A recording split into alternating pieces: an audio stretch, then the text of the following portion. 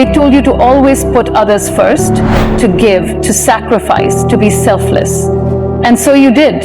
You gave your time, your energy, your love until you had nothing left for yourself. But tell me, when was the last time you chose you? When was the last time you said, I deserve more, and actually believed it? Listen, putting yourself first isn't selfish. It's survival. You can't pull from an empty cup. You can't uplift others while breaking yourself. It's time to set boundaries. It's time to say no to what drains you and yes to what fuels you. Because the stronger you are, the more you can give. So today, choose yourself. Love yourself. Invest in yourself. Because the world doesn't need a version of you that's exhausted and empty. It needs the best version of you. And that only happens when you come first.